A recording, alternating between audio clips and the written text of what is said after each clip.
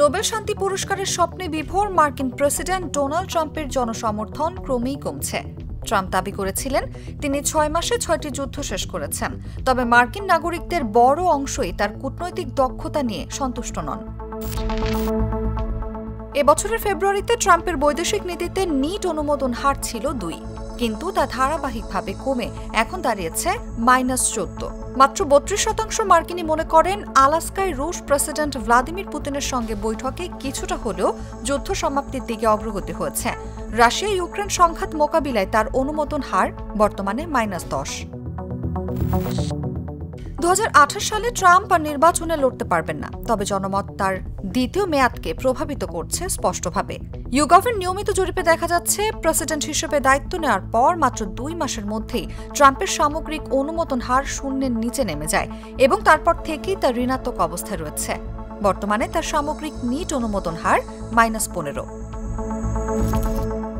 দ্বিতীয় মেয়াদে পুনর্নির্বাচিত হওয়ার সময় ট্রাম্প প্রতিশ্রুতি দিয়েছিলেন জনগণের আয় আকাশচুম্বী হবে, মূল্যস্ফীতি শূন্যে নেমে আসবে, চাকরি ফিরে আসবে এবং মধ্যবিত্ত শ্রেণী আগে কখনো না হওয়া সমৃদ্ধি ভোগ করবে। বাস্তবে তার কিছুই হয়নি, আর তাই হতাশ ভোটাররা। অর্থনীতি ও মূল্যস্ফীতি নিয়ন্ত্রণে তার অনুমোদন হার ইতিবাচক থেকে এখন ব্যাপকভাবে নেতিবাচকে নেমে গেছে। অভিবাসন নীতিও বেড়েছে অসন্তোষভাবে। ইউগভ ও দ্য ইকোনমিস্টের যৌথ তথ্য বিশ্লেষণ বলছে ডেমোক্র্যাট অধ্যুষিত অঙ্গরাজ্যগুলোতে ট্রাম্পের অনুমোদন সর্বনিম্ন এবং রিপাবলিকান অধ্যুষিত রাজ্যগুলোতে সর্বোচ্চ হলেও তার প্রতি অসন্তোষ এখন রিপাবলিকান অঞ্চলগুলোতেও ছড়িয়ে পড়েছে। এটি আগামী বছরের মধ্যবর্তী নির্বাচনে রিপাবলিকানদের জন্য শঙ্কার কারণ হতে পারে। জনমত জরিপে দেখা যায় শ্বেতাঙ্গ ও পুরুষ ভোটারদের মধ্যে ট্রাম্পের প্রতি সমর্থন তুলনামূলক বেশি। অন্যদিকে তরুণ, উচ্চশিক্ষিত এবং জাতিগত সংখ্যালঘুরা ট্রাম্পের বিরুদ্ধে বেশি অবস্থান নিয়েছেন।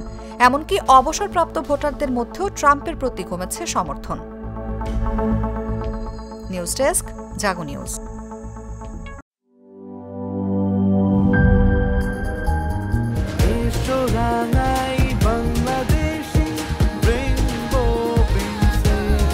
রেইনবো পেইন্টস, ছড়াও জীবনের রং।